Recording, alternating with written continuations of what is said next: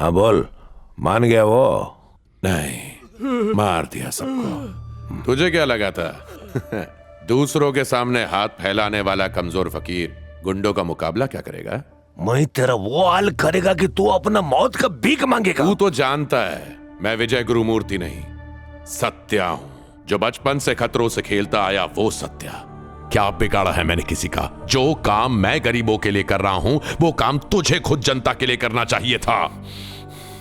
तू सबके सामने मेरी क्या पोल खोलेगा सीएम? मैं खुद सबको बताऊंगा, और भीख में भी तुझे पैसे नहीं दूंगा।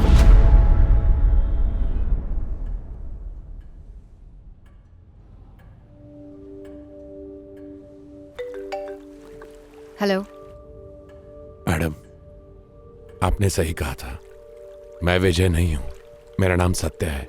अरविंद, वो डॉक्टर और प्रवीण विजय को मार चुके हैं।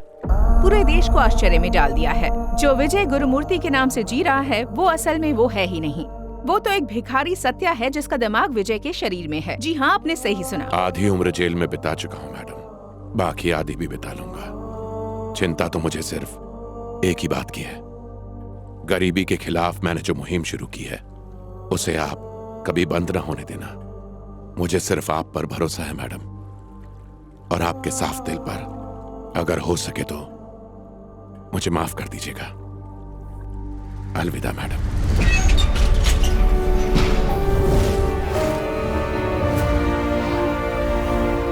वो विजय नहीं है, हम जैसा ही गरीब है, तभी मैं कहूँ वो हम गरीबों का दर्द कैसे समझता है, वरना ये मतलबी पैसे वाले लोग हम पर थूके भी ना। अजीब दुनिया है, जिसने सबका भला सोचा उसी को गलत ठहरा रहे, जैसे उसने गरीबों का भला करके कोई पाप किया हो। ये कलयुग का रावण राज है भैया। सुना है बचपन में अनाथ हो गया था और भीख मांग के अपना पेट पालता अरे था। तभी तो उस इंसान को हम बेसहारा अनाथों से इतनी हमदर्दी है। सिर्फ अपने फायदे के लिए गरीबों को लूटने वालों के बीच पहली बार कोई हमारा फायदा सोचने वाला आया है, तो उसे मुजरिम बना दिया इन लोगों ने। जेल में रहते हुए उसने पढ़ाई करके देश की आर्थिक हालत को समझा। मैंने भी सुना। हर गरीब बच्चे को उससे कुछ सीखना चाहिए।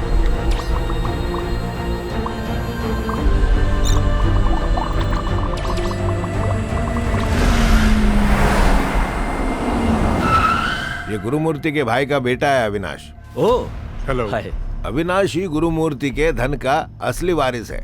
मेरे को सत्या को सजा दिलाने से मतलब नहीं है, खाली पैसा चाहिए। जब आप पावर में नहीं थे मैं तो तब भी कोई केस नहीं हारा, अब तो आप पावर में हैं, कैसे हारने दूंगा।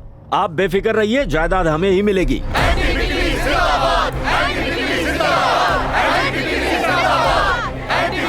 अरबपति विजय गुरुमूर्ति के हत्याकांड में प्रमुख आरोपी सत्या की आज सुनवाई है। उसके समर्थक भारी तादाद में कोर्ट के बाहर दिखे।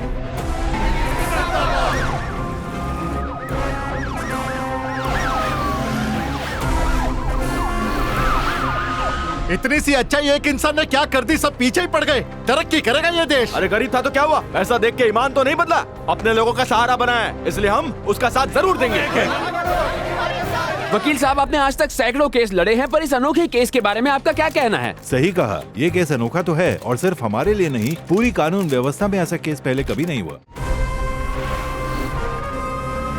बिजनेस टाइकून विजय गुरुमूर्ति को सुनवाई के लिए अदालत ले जाया जा रहा है। हम अदालत से आपको हर सेकंड की खबर देते रहेंगे। ऐसी ही ताजा खबरों के लिए हमारे साथ बने रहिए। कैमरामैन सुरेश के साथ मैं हूँ रिपोर्टर विनोद।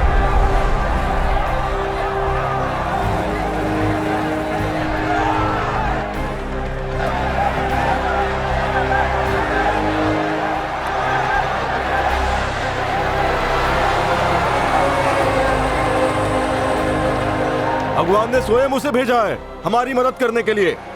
अगर हमने उसकी मदद नहीं की तो हम सब भी चैन से नहीं जी पाएंगे। सत्या अगर गलत है तो भी क्या हुआ, काम तो उसने सबसे सही किए हैं। वो चाहता तो सारा पैसा ऐशो आराम में खर्च कर सकता था, पर उसने उसे कहाँ खर्च किया, गरीबों की सेवा करने में।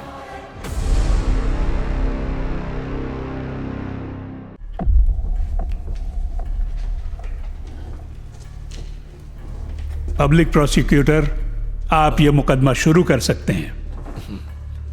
केस बड़ा पेचीदा है। ये भोला दिखने वाला इंसान एक बड़ा शातिर और खतरनाक इंसान है। ये सत्या एक भिखारी है।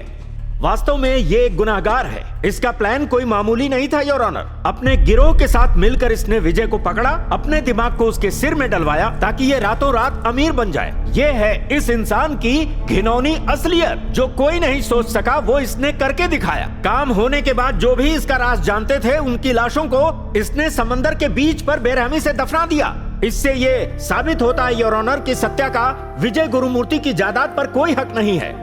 ये उसका 1 रुपया भी खर्च नहीं कर सकता। मैं दरख्वास्त करूंगा कि ऐसे इंसान को हमारे कानून की किताबों में जो भी सबसे कड़ी सजा है वो इसे दी जाए मिलॉर्ड।